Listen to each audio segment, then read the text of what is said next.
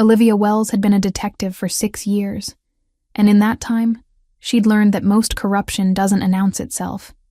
It doesn't come with a warning or a moment of clarity. It bleeds into the department like water through cracked concrete, spreading until you can't remember what solid ground looked like.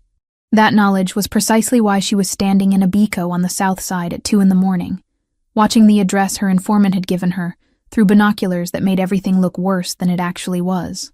Her phone buzzed against her ribs. A text from her sister Rachel, still awake despite the hour, stopped by the apartment. "You left your coffee maker on again. How many times do I need to tell you that's a fire hazard?" Olivia didn't respond.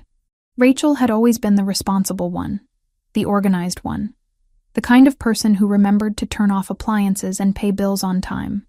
Olivia was the cop who forgot to eat and worked cases that weren't technically assigned to her yet.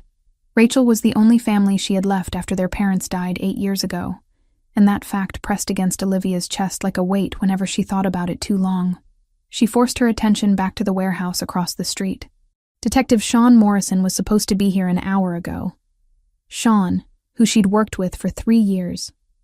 Sean, who always brought coffee to the precinct and asked about her family. Sean, who apparently was deep enough in corruption to meet with handlers from the Ndrangheta in places like this.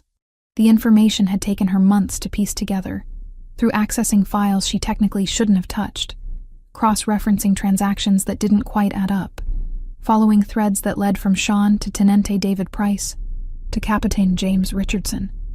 A network that went deeper than just a few bad officers. A system. The first sign that something was wrong came when she heard the car doors opening across the street. Too many of them. The informant said Sean would arrive alone, or with maybe one contact. Instead, there were at least 4 bodies moving through the darkness with the kind of coordination that only came from planning. From coordination. Her hand moved instinctively to the weapon at her hip, though she knew that drawing it would only escalate whatever was about to happen. "Stay calm," she whispered to herself. "Document. Report. Let the system handle it." Except the system was part of what she was investigating. The shots came without warning. 3 rapid bursts, the sound swallowed by the Bico's narrow walls. Olivia's body reacted before her mind caught up. She was already moving, already crouching behind the dumpster that reeked of old oil and rotting food, already pulling her phone to call for backup when she realized the shots weren't aimed at the warehouse. They were aimed at the space between the warehouse and where she was standing. They were aimed at her. "Dispatch. This is Wells. I'm taking fire. South Side, Warehouse District. I need units." The phone fell from her hand as the bullet caught her shoulder, tearing through fabric and flesh with a sensation that was somehow both sharper and duller than she'd expected. Her backup weapon, the one she kept strapped to her thigh, felt very far away. Her body was already responding to shock, already shutting down the parts of her that weren't immediately necessary for survival. Another bullet caught her ribs. She felt that one distinctly, a bloom of heat that spread across her torso like spilled wine on a white shirt. The brick wall behind her was suddenly spattered with arterial spray, and Olivia realized with a strange detachment that some of it was probably hers. She tried to move, but her legs weren't cooperating. She tried to reach for her phone, but her hand was shaking too badly. Through the tunnel of her vision, she watched the figures across the street pause, then regroup. One of them said something in a language she didn't recognize. Italian, maybe, or something close to it. Then there was movement from somewhere else entirely. A different car, pulling up fast with the kind of aggressive engine sound that meant money and intent. The figures scattered like disturbed insects, melting back into their vehicle with a speed that suggested they'd been trained for extraction. Within seconds, they were gone, leaving only the smell of cordite and burning rubber. Olivia was alone again, bleeding into the cracked pavement of a Bico that nobody important ever visited.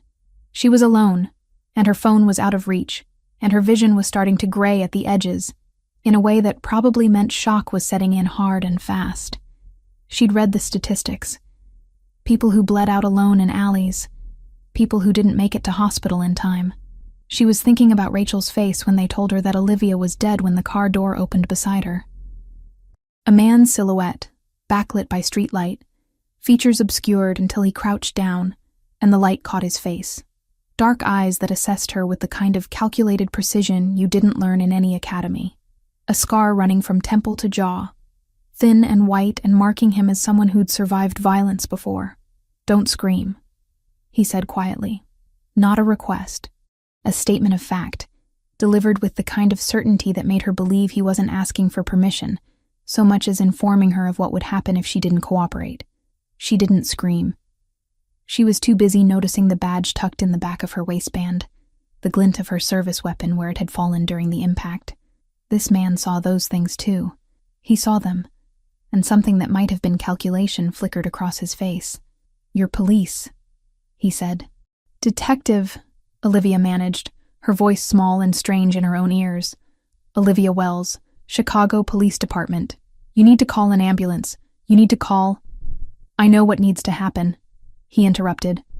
He was already reaching for her, and every survival instinct Olivia had was screaming at her to fight, to move, to do something other than let this man touch her while she bled out onto the concrete. But her body wasn't listening to instinct anymore. Her body was listening to shock and blood loss, and the simple biological fact that she was no longer in control of what happened next. He moved with efficiency, wrapping something around her shoulder wound, applying pressure in a way that suggested he knew what he was doing. The pain of it cut through some of the fog, and Olivia gasped. "What's your name?" she asked, though she wasn't sure why she was asking, why she cared. "Someone who just saved your life," he said. He lifted her like she weighed nothing, carrying her toward the car. "You're coming with me, and you're going to stay very quiet about how you got there." She should have resisted. She should have fought. She should have done 100 things that didn't involve being loaded into the back seat of an expensive car that smelled like leather and cologne, and something else she couldn't quite place. Something that smelled like danger. The car accelerated into the Chicago night, and Olivia Wells, 6-year veteran of the force, only family to her sister Rachel, investigator of police corruption, disappeared into the city that never quite slept, but was very good at forgetting. Consciousness came in fragments, a hand pressing cool water to her lips. The smell of antiseptic and something floral that didn't belong in a hospital. Machines that weren't beeping the way hospital machines should beep. Olivia's eyelids felt weighted, her entire body heavy in a way that suggested either sedation or significant blood loss, possibly both. She tried to speak, and managed only a rasping sound that hurt her ribs. "Don't," a voice said from somewhere near the window. Not the voice from the alley. This was a woman's voice, older, carrying an accent that made the words sound like a command carved from stone. "Moving too much will damage the sutures." Olivia forced her eyes open. The room materialized slowly, expensive furnishings becoming clear. Not a hospital. Definitely not a hospital. The ceiling was coffered wood. The windows overlooked grounds that were too manicured, too controlled. She was lying in a bed that probably cost more than her monthly rent, dressed in clothing that wasn't hers, with an IV in her arm delivering fluids she hadn't consented to. "Where am I?" Her voice cracked on the last word. The woman who'd spoken didn't answer immediately. She was older, perhaps in her 60s, with silver-streaked dark hair pulled back in a style that suggested European sensibilities. Her expression offered nothing. "You're safe," she said finally. "That's what matters." It wasn't an answer. Olivia tried to sit up, and immediately regretted it. The pain in her shoulder was a living thing, radiating down her arm in waves. Her ribs protested equally. She fell back against the pillows, breathing carefully through her nose. "How long?" she managed. 4 weeks, a different voice answered. The man from the alley stood in the doorway, and in full light, he was almost worse than he'd been in shadow. The scar on his face was clearer now, more defined. His eyes were that unsettling dark brown that seemed to catalog everything they looked at. He wore a shirt with the sleeves rolled up, revealing forearms that suggested regular violence of some kind. "You coded twice. My doctor wasn't sure you'd make it." "Your doctor?" Olivia's throat was dry. "Where the hell am I?" "North Shore," he said simply, moving further into the room. "About 40 minutes from where you were shot. And before you ask, no, I'm not taking you to a hospital. Not yet. Maybe not at all." The implications of that statement hung in the air between them. Olivia forced herself to breathe slowly, to think through the fog of medication and pain. She was with the man who'd shot her, except he'd also saved her. The contradiction was making her head hurt worse than the actual physical injuries. "My sister," Olivia said. The words came out more desperate than she'd intended. "Rachel. I need to contact my sister. She'll be looking for me." The woman who'd been speaking before nodded at the man, then left the room with the kind of silence that suggested practice in discretion. The man pulled a chair closer to the bed, a piece of furniture that looked antique and probably was. He sat with the kind of posture that suggested someone trained in violence, spine straight, shoulders relaxed, positioned where he could see the entire room and the doorway simultaneously. "Your sister knows you're missing," he said. "The police have been informed. There's an investigation. Nothing has been found. I need to call her." Olivia tried again to sit up, managed it this time by gritting her teeth through the pain. "She needs to know I'm alive. If you call her, she dies." "The threat profile on you changed the minute they missed the kill," he added, voice flat. "Any trace leads back to your family first. Law enforcement knows that pattern as well as I do." The statement was delivered with such casual certainty that for a moment, Olivia wasn't sure she'd heard it correctly. She stared at this man, this stranger, this criminal who'd pulled her bleeding body from a Chicago alley, and tried to understand the mathematics of what he'd just said. "That's not," she started. "The people who shot you weren't random," he continued. "They weren't muggers or gang members settling territorial disputes. They were specific. They knew where you'd be. They knew when you'd be there. And they knew exactly how to make it look like you'd simply disappeared." He leaned back in the chair, and it creaked slightly under his weight. "If your sister suddenly receives a call from a phone she hasn't heard from in weeks, and then that phone goes silent, what do you think happens?" Olivia's mouth was dry again. She understood. Of course she understood. The people who wanted her dead would use Rachel as leverage, would use Rachel as a way to finish what they'd started in that alley. "How do you know all this?" she whispered. "Because I know who tried to kill you," he said, "and I know why." He stood and moved to a desk that Olivia hadn't noticed before, pulling out a tablet that glowed in the afternoon light. When he returned, he showed her the screen. Bank transfers, communications intercepted. Names and dates and amounts that added up to something so large and so systematic that it couldn't be anything but organized corruption. Detective Sean Morrison, Tenente David Price, Captain James Richardson, her people, her colleagues, her friends. "These are active transfers," the man said, pointing to dates that coincided with operations Olivia had worked.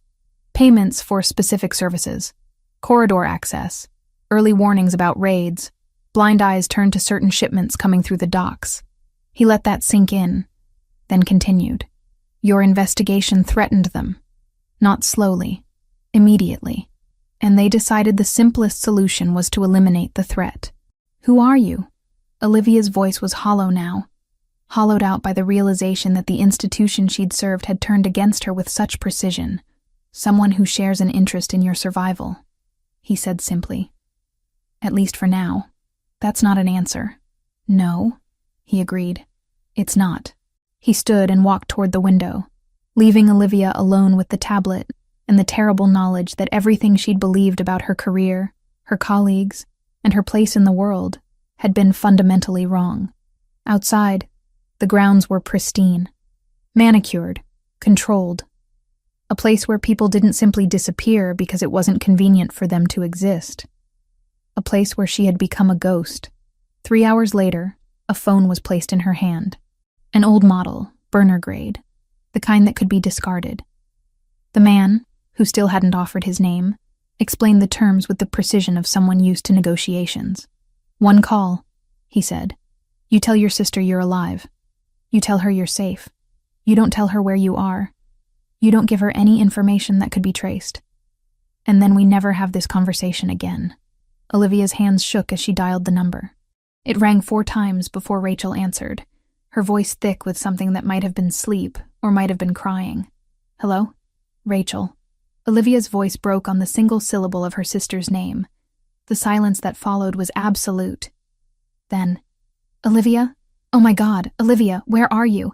The police said, everyone said you were—" "I'm alive," Olivia said quickly, aware of the man watching her from across the room.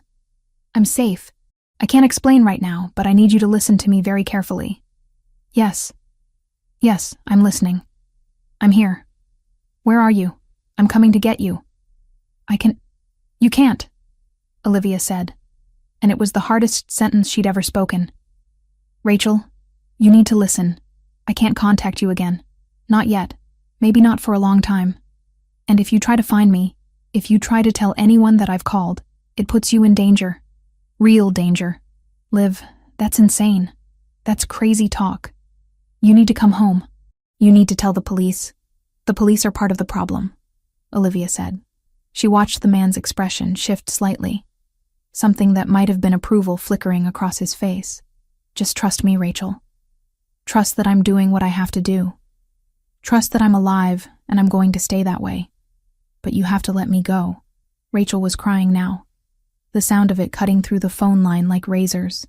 Olivia wanted to say more, wanted to explain everything, wanted to apologize for being the kind of cop who investigated the wrong people and got herself shot in an alley. But the man was already reaching for the phone, already indicating that time was up. "I love you," Olivia said. "I'm sorry. I love you." The line went dead. The man powered off the phone and removed the SIM card, then burned it in a small dish on the desk while Olivia watched. When it was finished, he placed the phone in a bag with other items that looked equally disposable. "Your sister will receive a news report about a traffic accident," he said, his voice deliberately neutral. "A Jane Doe victim. The authorities will close the file. She'll have closure. It's the best option available." Olivia realized what he was saying. Her parents had died in a car accident. Rachel had already buried that particular grief. Now, she was going to have to bury it again. "Who are you?" Olivia asked again. But the man was already leaving, and she understood that some answers weren't coming today. The room was quiet after he left. Through the window, she could see the grounds outside, perfectly maintained and utterly isolated. She was alive, but she was also gone. As far as everyone who knew her was concerned, Olivia Wells had ceased to exist. The woman lying in this expensive bed in this impossible house was something else entirely, something new, something that didn't have a name yet, but would need to find one quickly, if she had any hope of surviving what was coming. Recovery happened in stages that had nothing to do with linear time. One day, Olivia could barely lift her arm without white-hot pain spreading across her torso. The next day, the pain was still there, but she could move further. By the end of the second month, she was walking the perimeter of Franco's study without using the walls for support. By the end of the fourth month, she could almost forget that bullets had ever pierced her body at all. The man, Franco Ravellini, as she'd eventually learned his name, moved through the mansion with the kind of deliberate purpose that suggested he owned not just the building, but the very air inside it. He appeared at irregular intervals, always when Olivia was least expecting him. A woman who worked for him, someone named Rosa, who was older and European and spoke very little, brought meals on trays and changed bandages with clinical precision. But Franco was the one who monitored recovery, who asked questions about pain levels and mobility, who arranged for a physical therapist to visit 3 times weekly. It was during one of these sessions, with Franco observing from a leather chair near the window, that he finally made his proposal. "I need information," he said, not bothering with preamble. The therapist had left an hour earlier, and Olivia was seated on the edge of the bed, rotating her shoulder through a series of movements that still hurt, but hurt differently than they had before. Information about what? Olivia knew better than to play naive, but she also wasn't going to make assumptions about what he wanted. Police infrastructure, systems, how access is granted and denied, which protocols are actively monitored and which ones are older, more vulnerable. He leaned back in the chair, and the leather creaked beneath his weight. Protocol changes, personnel rotations, which officers have access to what databases and why. Olivia stopped rotating her shoulder. "You're asking me to compromise police systems. I'm asking you to explain how police systems work," he corrected. "I have people who can do the technical work." What I need is context. The way a police officer thinks about security, where vulnerabilities exist because of procedure rather than technology. No. The word came out faster than she'd intended. I'm not going to help you infiltrate anything. Franco didn't react to the refusal the way she'd expected. He didn't threaten. He didn't pressure. He simply stood and walked to the desk, retrieving a folder that had been sitting there all along. When he opened it in front of her, photographs spilled out. Bank statements, intercepts of communications, names and dates and transaction histories that spelled out, in unmistakable detail, the systematic corruption that had nearly gotten her killed. Detective Sean Morrison, Franco said, pointing to one of the photographs. $3,000 monthly deposit to an account in his wife's name. Tenente David Price, similar pattern but larger amounts. Captain James Richardson. He looked at her. You knew these men. I worked with them, Olivia said quietly. You worked for them, Franco corrected.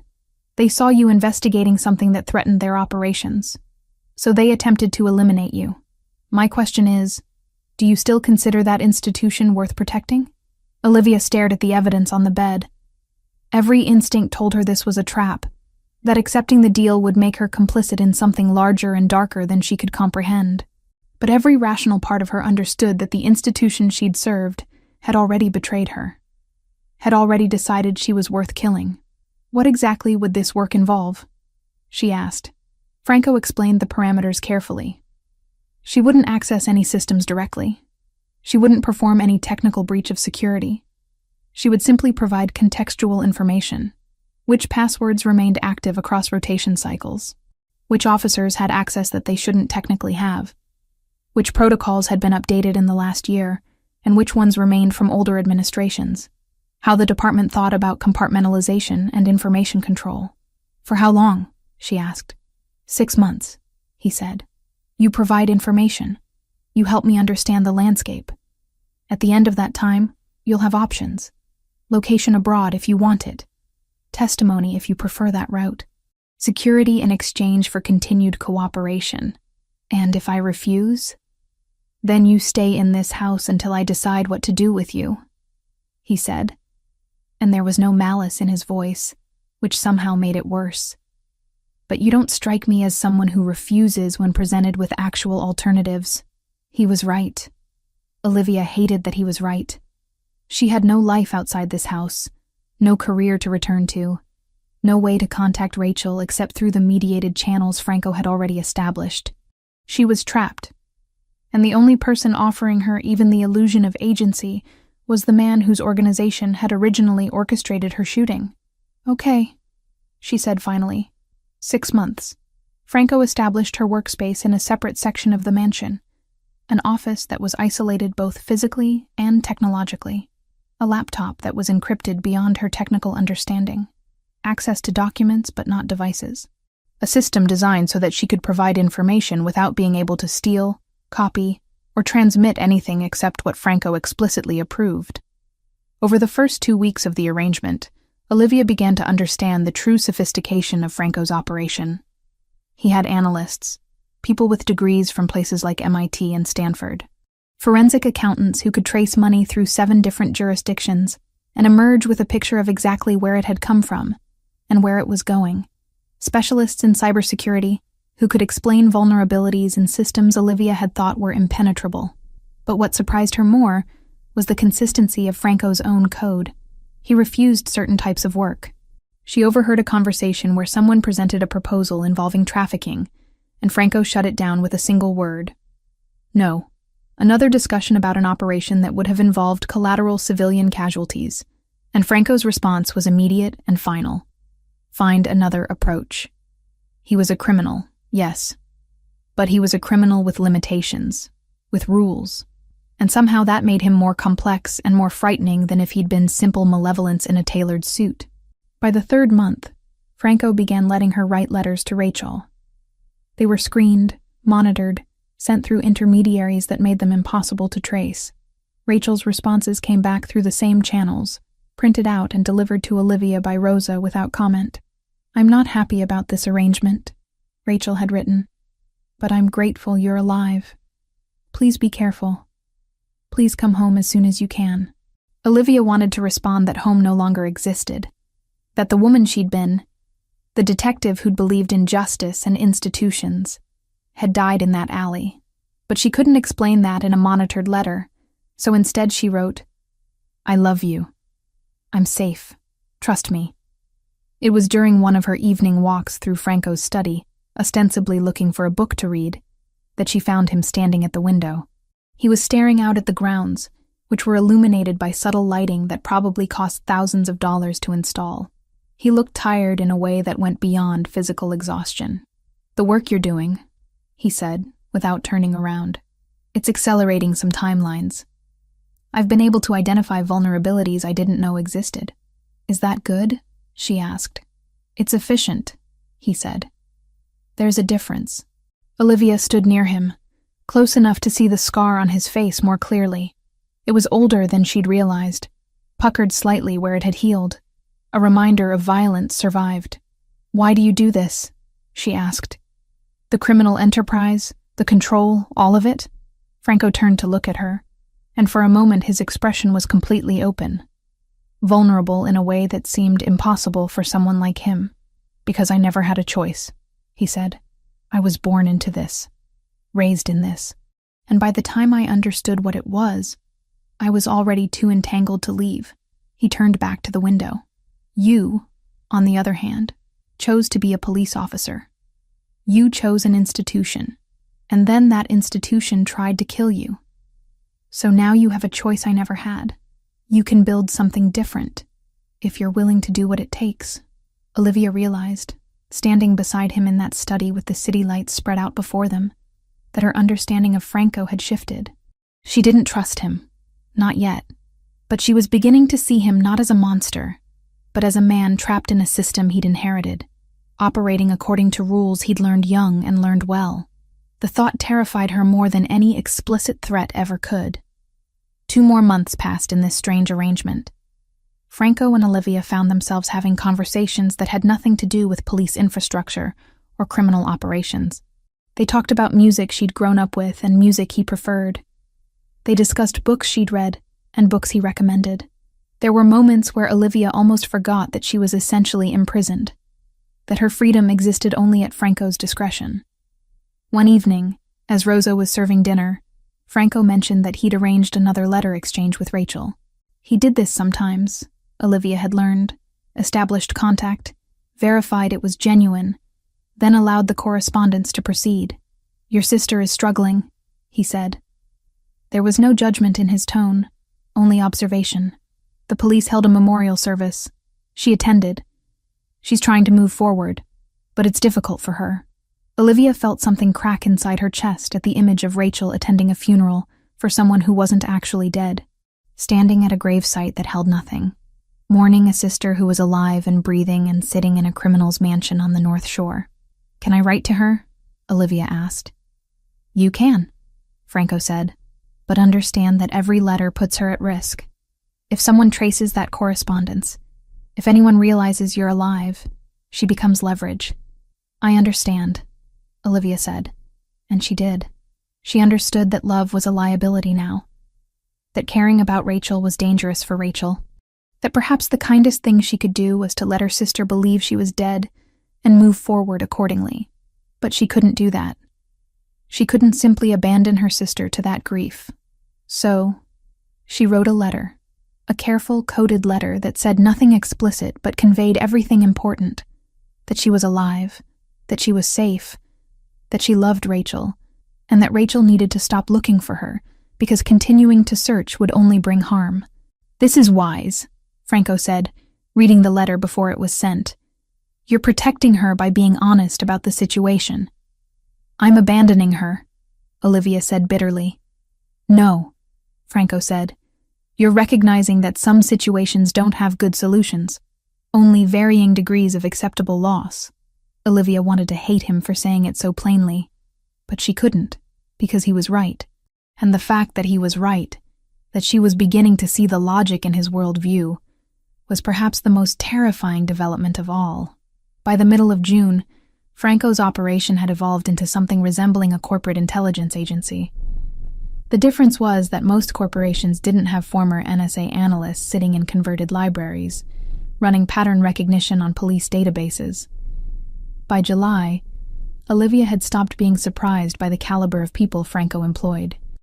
By August, she was actively impressed by how systematically they dismantled institutional safeguards that she'd always assumed were impenetrable.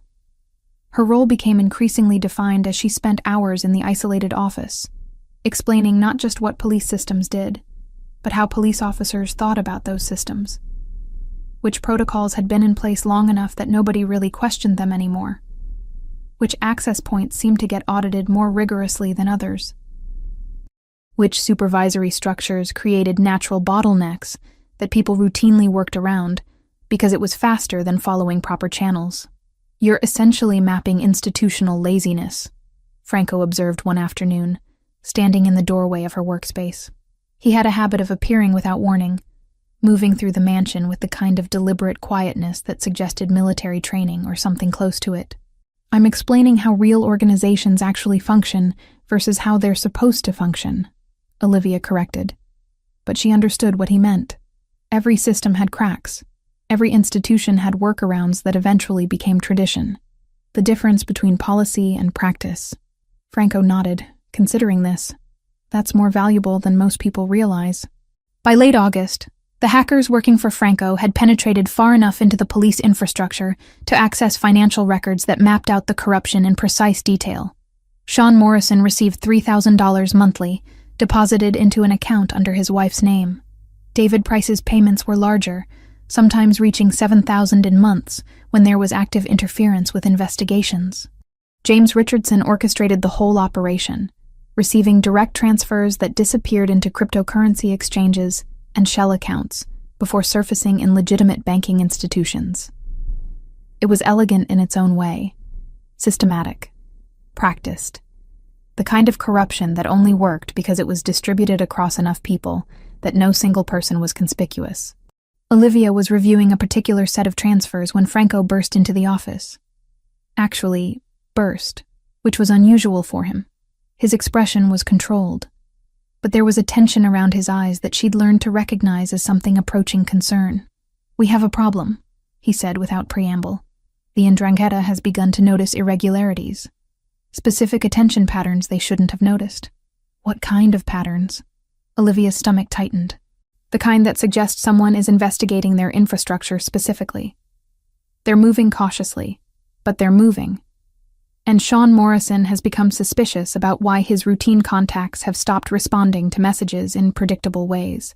Did someone compromise?" "No," Franco said firmly. "My people are careful.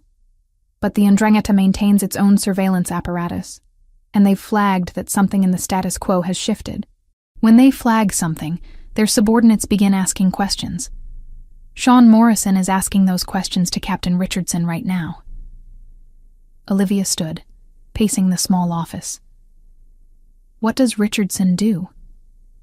"Panics," Franco said simply. "He's already nervous, because Price has been unreachable for 2 weeks due to a family emergency. When Richardson panics, he makes decisions that a rational person wouldn't make." Over the next 72 hours, Olivia learned just how accurate Franco's prediction had been. Richardson hired a private investigator, which seemed like a logical move to someone whose criminal enterprise was beginning to fracture. The investigator was mediocre, which was worse than if he'd been genuinely skilled. He approached Franco's property with the kind of obvious surveillance that suggested he'd learned everything he knew from television shows. Franco's security team detected him within an hour. Franco, however, made a decision that surprised Olivia. Instead of removing the problem immediately, he had the investigator monitored, allowed him to continue his surveillance, allowed him to photograph Franco's staff, take notes, establish patterns. "Why would you do that?" she asked when Franco explained the situation. "Because whoever hired him will reach out eventually," Franco said. "And when they do, my people will intercept that communication. We'll know exactly how worried Richardson is, and who he's told." It took a week. 7 days of the investigator conducting increasingly sloppy surveillance from different vantage points around the property. Then contact came from Richardson's personal phone to the investigator's burner line. Franco's people had the communication intercepted before the investigator even understood it was happening. The conversation was brief. Richardson was asking for confirmation that Franco Ravellini was conducting his own investigation into police operations. He was offering money. He was expressing, in carefully coded language, a willingness to negotiate. Franco listened to the recording with a kind of expression that suggested he was calculating probabilities and outcomes that were invisible to Olivia. Richardson's loyalty to the 'Ndrangheta is secondary to his loyalty to himself, Franco explained, leaning back in his chair. The leather creaked beneath his weight. When he realizes the investigation is converging, he'll flip. The question is whether he flips before or after they execute him for his failures. What happens to the investigator? Olivia asked. He disappears, Franco said. Not permanently. He's paid a significant sum of money and relocated out of state under a new identity. The officially reported narrative, when anyone notices his absence, is that he died in a car accident in Iowa.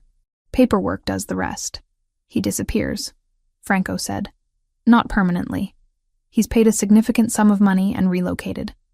Mexico has a climate he'll find agreeable, and the exchange rate makes his new life very comfortable. The officially reported narrative, when anyone notices his absence, is that he was in a traffic accident. Chicago is dangerous for investigators. You're just going to let him live? After he was investigating your property? He was hired to do a job, Franco said. He did his job. There's no percentage in killing him. Dead men attract attention. Men living comfortably in another country attract nothing at all. It was pragmatic in a way that made Olivia's head hurt. Franco operated according to logic that was perfectly consistent within his own framework, but utterly alien to the way she'd been trained to think. By early September, Franco convoked her again. This time, the atmosphere was different, more urgent. He brought her to his private study, the room where she'd first seen physical evidence of police corruption months earlier. The situation is reaching critical stage, he said without preamble. In approximately 10 days, the 'Ndrangheta will become aware that one of their senior people has been cooperating with federal agents for the past 6 months. They will respond violently. When they do, they will target not just the cooperator, but anyone associated with investigations that threaten their operations. That's you, Olivia said slowly. Yes, Franco confirmed. And therefore indirectly, that's you. He outlined the situation with brutal clarity. Multiple investigations were converging on the police corruption network. The 'Ndrangheta was destabilizing. Federal agencies were beginning to move. The situation that had been manageable 3 months ago was becoming exponentially more dangerous. I'm offering you 3 options, Franco said. His voice was steady, but there was something underneath it that Olivia had learned to recognize as genuine concern. First, I move you to a secure location outside the country. You disappear completely. New identity, new life, no contact with anyone you've ever known. You're safe that way, but you're also gone. Second option? She asked, though part of her already knew. You go to the FBI, he said. You provide testimony about what you've discovered. You enter the Federal Witness Protection Program. You'll eventually be able to have limited contact with your sister.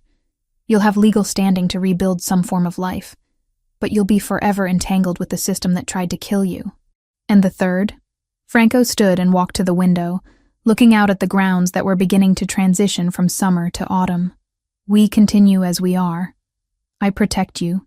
You provide information. We navigate whatever comes next together. But understand that this option is the most dangerous. For both of us. Olivia felt the weight of the decision settling on her shoulders. Every option represented a different death of sorts. The death of her freedom, the death of her past, or the death of her safety. I need to think about this, she said finally. You have 48 hours, Franco replied. After that, the decision becomes made for us by external circumstances, and those decisions are rarely the ones we would have chosen for ourselves. He turned to look at her, and for the first time, Olivia saw something in his expression that went beyond calculation or strategy. Vulnerability, maybe. Or something that was trying very hard to look like concern, but was afraid of being rejected if it revealed itself too openly. Whatever you decide, Franco said quietly, Know that your safety is the priority, even if it compromises your operation? Olivia asked. Especially then, he said, and she believed him. Olivia stood on the balcony that overlooked Franco's grounds, watching the autumn light turn the manicured landscaping into something almost unreal. It was 3 a.m, and she hadn't slept in 36 hours. The deadline Franco had given her was approaching like a storm system on a weather map. Inevitable and impossible to outrun. She heard him before she saw him. Franco had a way of moving through the mansion that was almost supernatural in its quietness. The result of decades spent in environments where being heard first meant being dead first. He joined her at the railing without speaking, standing close enough that she could smell the cedar cologne he wore, expensive and understated. You haven't decided, he said. It wasn't a question. I've decided, Olivia replied. I just haven't told you yet. Franco was silent for a long moment. The night air was cool, carrying the first real hints of approaching winter. Somewhere in the distance, a car horn sounded, a reminder that the world beyond these grounds continued to function regardless of what happened here. I could make the choice for you, Franco said finally. Move you somewhere you'd be safe. Argentina, maybe. Or somewhere in Eastern Europe where records don't connect to who you were before. You could, Olivia agreed, but you won't. No, he said quietly. I won't. They stood in silence for a while longer. Olivia had learned over the past months that Franco was comfortable with quiet in a way most people weren't. He didn't feel compelled to fill spaces with sound or justification. He just existed, present and controlled, waiting. When I was younger, Franco said eventually, I had a choice. One night my father gave me an opportunity to leave, to walk away from all of this and become someone else, someone normal. He paused, watching the grounds. I didn't take it. I told myself I couldn't abandon the family business, that I had responsibilities, that walking away would be seen as weakness. What was the real reason? Olivia asked. Fear, Franco said simply. I was terrified of being nobody, of being ordinary. The life my father offered me, the violence, the control, the power. At least it was something. It was identity. He turned to look at her. You're not afraid of being nobody, Olivia. You're afraid of continuing to be complicit in something broken. Olivia felt tears threaten and fought them back. I have to testify. I know, Franco said. I've known for 2 days. The moment you started asking questions about witness protection protocols, I understood. How are you so... She started, then stopped. Accepting? Resigned? Because I love you, Franco said, and the words were delivered with the same clinical precision he used for everything else. Not in the way movies describe love. Not in the way that demands you stay and build something impossible with me. I love you in the way that means I want you to survive this, regardless of what it costs me. Olivia turned to face him fully. In the darkness, his scar was barely visible, just a thin line running from temple to jaw. A mark of violence survived, of choices made and consequences accepted. Come with me, she said. The words escaped before she could stop them. Come with me and testify. You have leverage. You have evidence. You could be imprisoned for 40 years? Franco smiled, but there was no humor in it. No, Bella. I'm not the one who can walk away. I'm too deep. I've done too many things. The best I can hope for is to continue as I am, operating in the spaces between the law and chaos. But you still have a chance at something resembling normal. This isn't normal, Olivia said. None of this is normal. No, Franco agreed. But it's better than being dead in a Chicago alley, which is where you would be if I hadn't found you. Over the next 2 days, Franco made arrangements with precision and speed that suggested this wasn't the first time he'd facilitated someone's transition into federal custody. He had contacts within the FBI, not corrupted agents, he explained, but pragmatists who understood that sometimes information was valuable enough to negotiate around traditional channels. On the morning of the 3rd day, Olivia sat in Franco's study one final time. She'd packed a single bag with items Franco deemed safe for transport. Clothes. A photograph of Rachel that Franco had somehow obtained without her knowledge. A copy of one of Rachel's letters. The FBI will move you today, Franco said. Agent Torres is handling the operation personally. She's trustworthy. As much as anyone in that organization can be. What will you do? Olivia asked. Continue, Franco said simply. I'll continue to exist in the spaces I've carved out. I'll manage my operations. I'll ensure the 'Ndrangheta doesn't expand unchecked in this city. I'll survive, as I always have. He paused. And I'll wait to hear that you're safe. You can't, Olivia started. I won't contact you, Franco finished. I understand the parameters. You'll be under federal protection, in a new identity, in a place where your connection to me could compromise your safety. I won't jeopardize that, but I'll know. Through channels that are careful and invisible, I'll know that you're alive and building something better than this. The black SUVs arrived at noon. FBI agents who were polite but professional, who didn't ask questions about Franco or his property, or how Olivia had been living for the past months. Torres herself was driving one of them, a woman in her 50s with sharp eyes and an expression that suggested she'd seen enough corruption to be unsurprised by anything. Olivia said goodbye to Franco in the entrance hall. Rosa was there, watching with the kind of expression that suggested she understood more than she let on. Franco looked like he always did, controlled, composed, utterly present. Goodbye, Olivia said. Not goodbye, Franco corrected. Never goodbye. Just, for now. The drive to the safe house took 6 hours. During that time, Olivia received news that Ricardo, the private investigator, had been found in Iowa in a car accident. Tragic, Torres explained. Terrible luck. Olivia understood the message Franco was sending. Loose ends were being tied up. Witnesses to her disappearance were being managed. He was clearing the board to protect her testimony.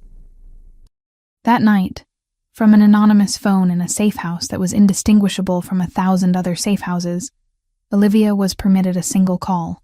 Rachel answered on the second ring, like she'd been waiting. Olivia? Her voice broke on the name. It's me, Olivia said. I'm alive. I'm safe, but I can't come home yet. I can't explain everything, but I need you to understand that I didn't disappear because I wanted to. I disappeared because staying would have destroyed both of us. Rachel was crying now. Where are you? I can't tell you. Not yet. Possibly not for a very long time, but I'm going to testify about what happened to me, about why I disappeared, and then I'm going to start over somewhere else as someone else. What about... Rachel started, then stopped. Is he the reason? The man who took you? He saved my life, Olivia said carefully. And now I'm going to save myself. That's all you need to know. The line went quiet, except for the sound of Rachel breathing. Olivia imagined her sister in their shared apartment, the one Olivia would never return to, surrounded by memories of the life she'd lived before. I love you, Olivia said. I'm going to always love you. And I'm going to be okay. You better be, Rachel whispered, because I just got my sister back. I'm not losing you again. When the call ended, Olivia sat in the darkness of the safe house and let herself grieve. Not for what she'd lost. She was beginning to understand that she'd lost those things the moment Sean Morrison decided to work with the 'Ndrangheta. She grieved for what she was leaving behind. For Franco, operating in his mansion on the North Shore, knowing she was gone, and that this was the price of her survival.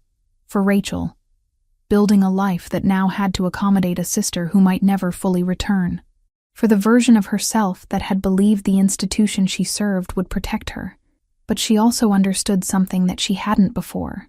Sometimes survival meant becoming someone new. Sometimes the only way to live was to let the person you were die and accept the person you were becoming. And sometimes, if you were very lucky, you found someone in the wreckage who understood that and let you go anyway.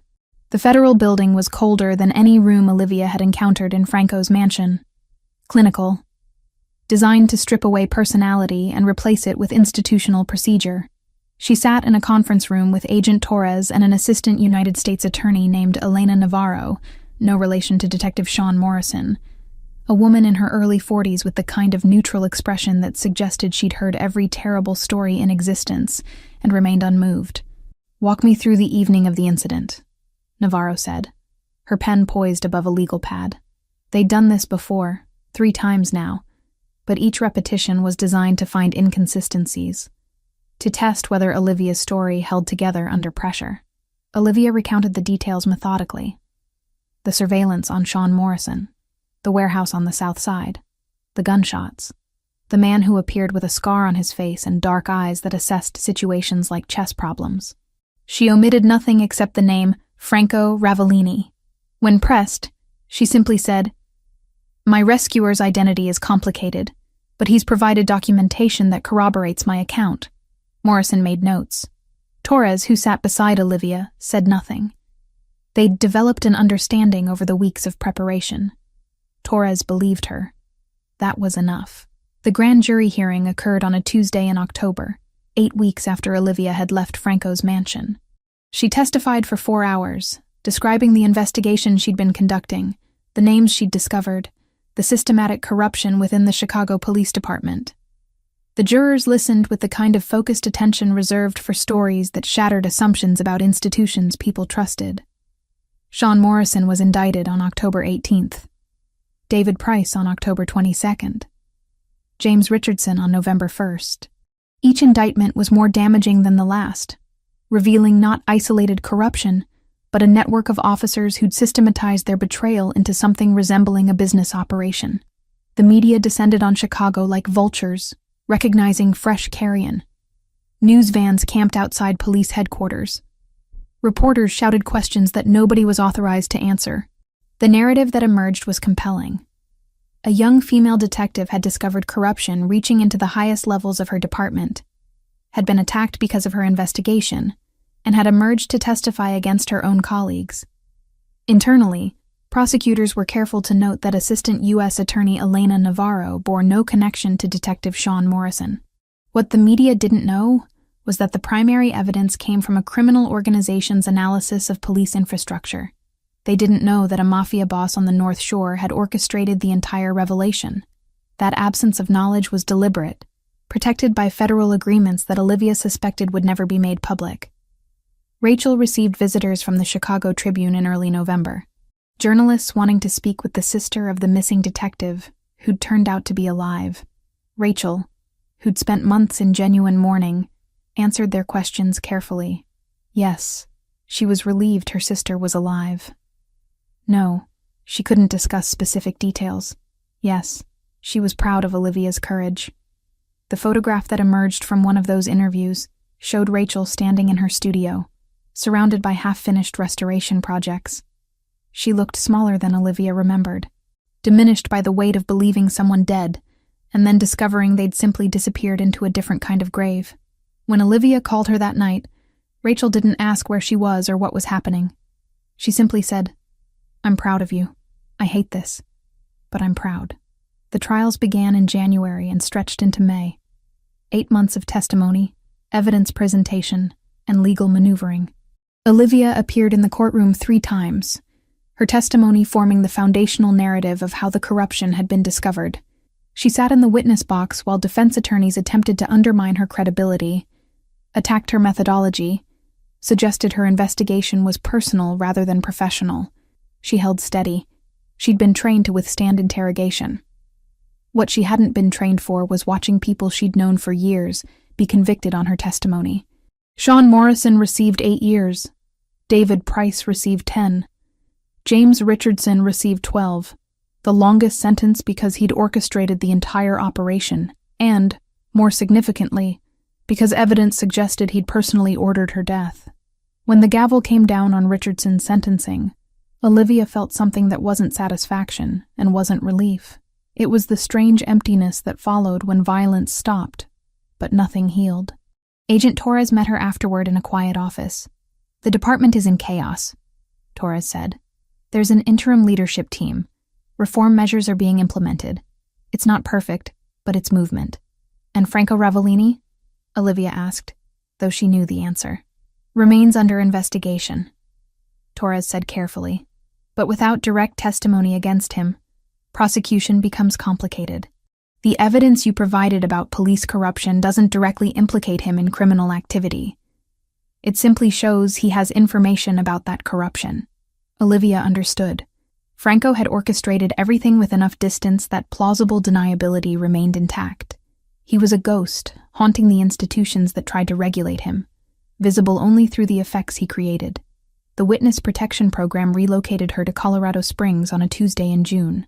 New name, new social security number, new history. Sarah Mitchell, who'd worked in data analysis for technology companies and had no family connections in Chicago. The cover story was simple enough to verify but boring enough that nobody would look deeper. Her first apartment was small and anonymous.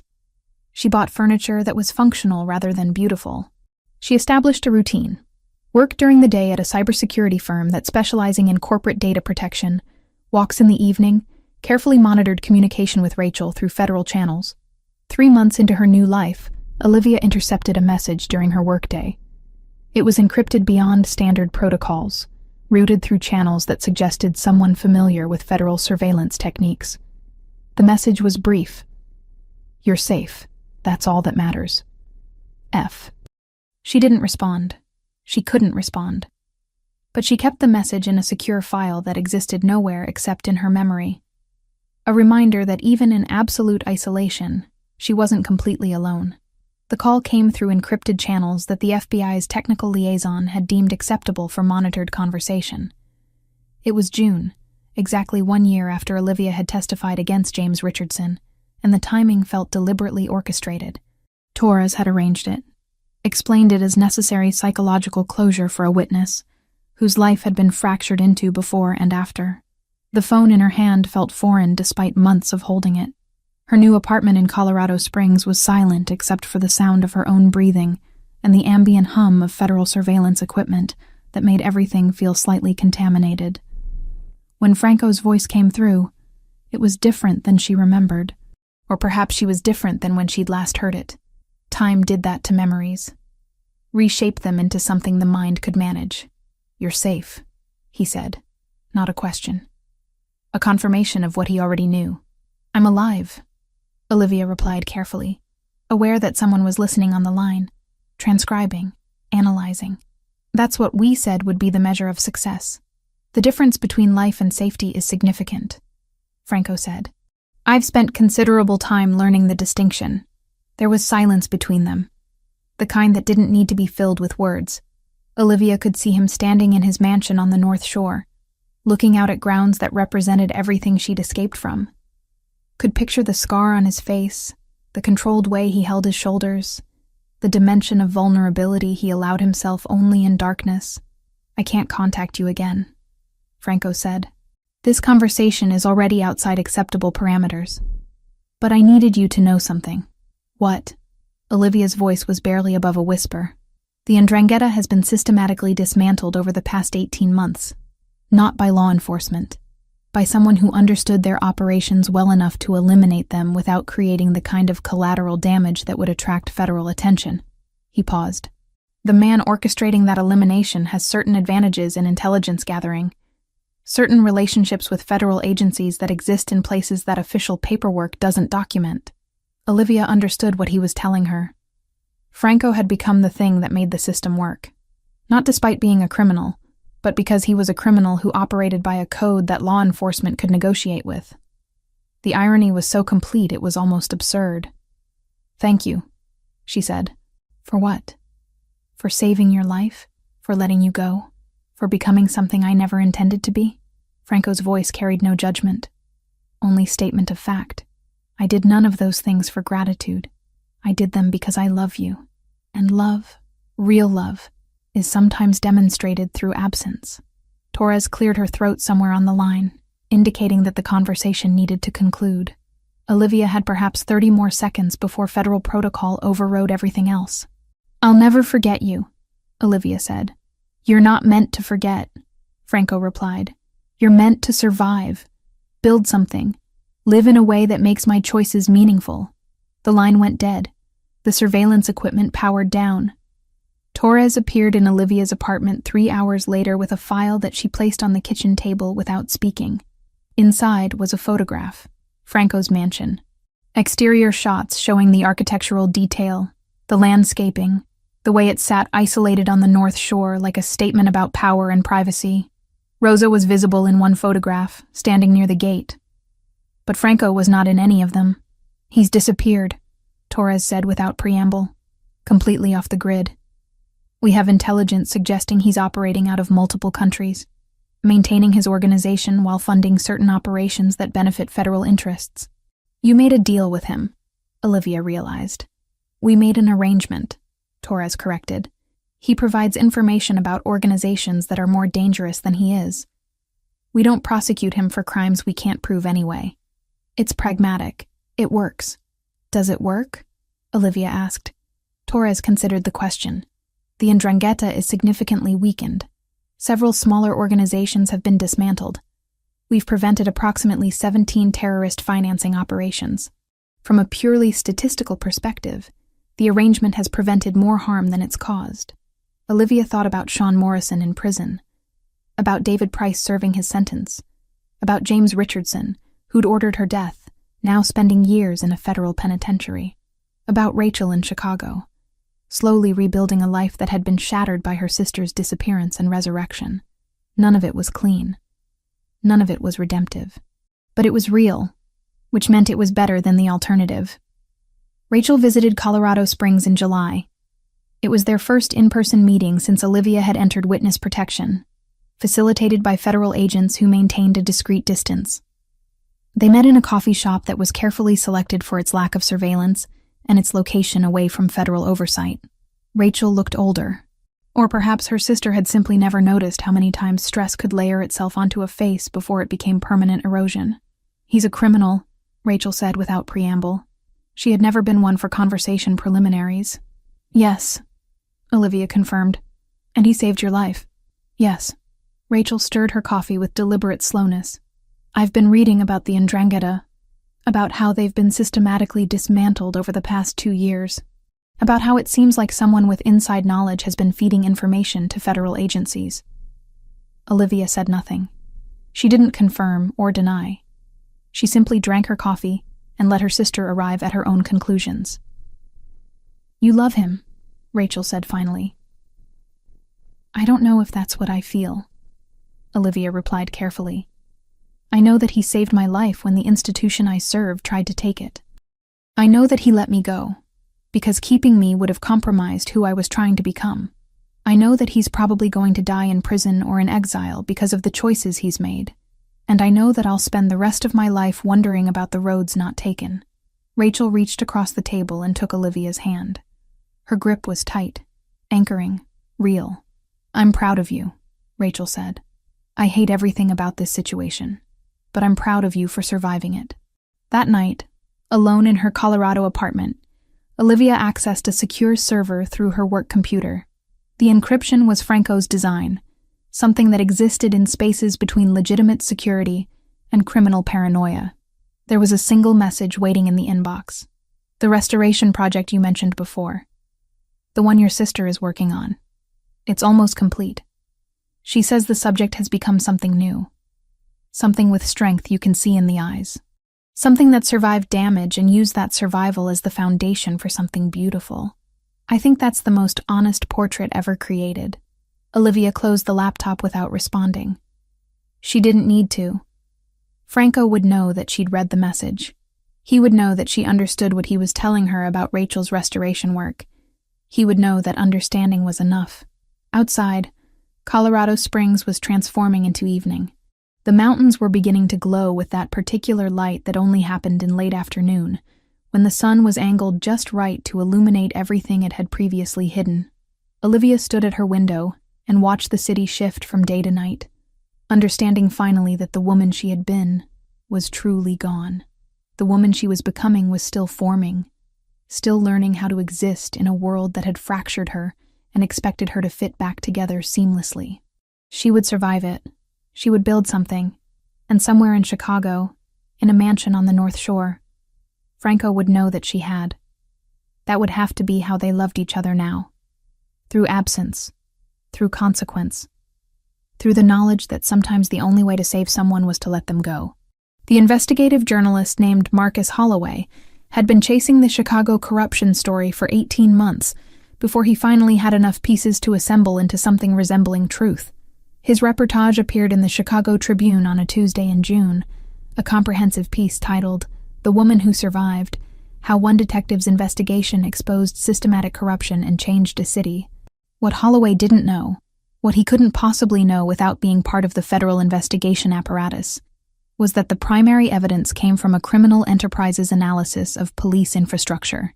He constructed the narrative around Olivia Wells as the hero of the story, a dedicated officer whose investigation had threatened powerful people and nearly cost her everything. The narrative was compelling because it was partially true. The article triggered a cascade of additional reporting. Other journalists began examining the police department with fresh skepticism. The city council demanded answers. The mayor called for comprehensive reform. By the time the story reached national news outlets, it had mutated into something larger than police corruption. It had become a referendum on institutional failure, on the ways that systems designed to protect citizens instead protected the criminals within their ranks. The Chicago Police Department descended into something resembling organizational chaos. New leadership was brought in from outside the department. Investigation protocols were rewritten. Training procedures were revised. The reform was incomplete and imperfect, implemented by people who fundamentally didn't want to be reformed, but had no alternative when the spotlight became too bright to hide from. Rachel Wells sat in her studio in Pilsen when the Tribune reporter called requesting an interview with Olivia's sister. She declined politely, but thoroughly. She didn't offer commentary on her missing sister's bravery or her own experience with loss. She simply said that the matter was closed and hung up the phone. But she did something else. She sat down in front of the 19th century portrait she'd been restoring for nearly 2 years, and she looked at it with new eyes. The woman in the painting had survived something that should have destroyed her. The artist who'd originally created the work had captured something essential in those eyes. Resilience. Determination, the particular strength that only came from being broken and choosing to rebuild anyway. Rachel took photographs of the finished restoration and sent them through the secure channels that connected her to her sister. The accompanying note read, "I finished. I think you'd like what he became." In Colorado Springs, Olivia received the photographs on a Tuesday evening and understood immediately what Rachel was communicating. The portrait showed a woman who'd been damaged, but who'd transformed that damage into something that resembled dignity.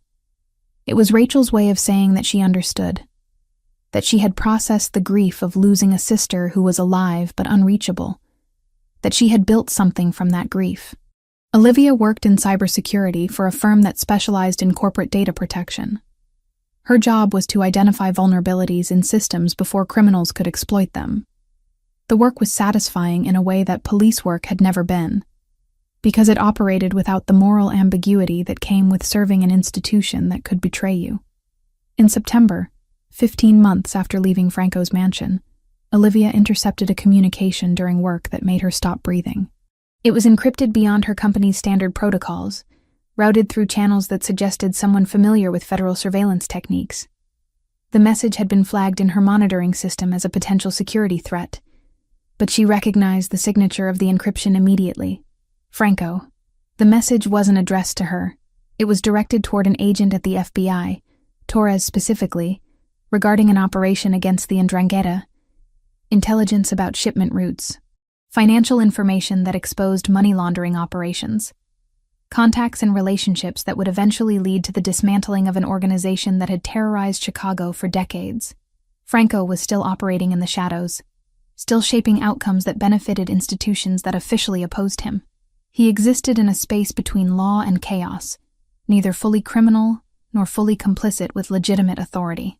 He was the kind of power that democracies required but couldn't acknowledge, the necessary violence that prevented worse violence from taking root.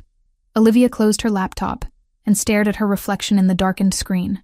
The woman looking back at her was someone new, not the detective who'd been shot in a Chicago alley, not the prisoner in Franco's mansion. Someone constructed from the pieces of both, integrated into something that resembled purpose. She thought about Franco in whatever location he now inhabited, probably monitoring communications that proved she was alive, understanding her world the way she was learning to understand his. They would never contact each other directly. Federal law prohibited it, but they would always know. through encrypted channels and intercepted communications and the simple fact of her survival. They would always know that the other had mattered. That night, Olivia received a news alert on her phone. A joint federal and local operation had arrested 16 members of the Ndrangheta in the Chicago area. Charges included money laundering, drug trafficking, and conspiracy to commit murder. The operation was described as the result of months of federal investigation and intelligence gathering from multiple sources. No one mentioned Franco.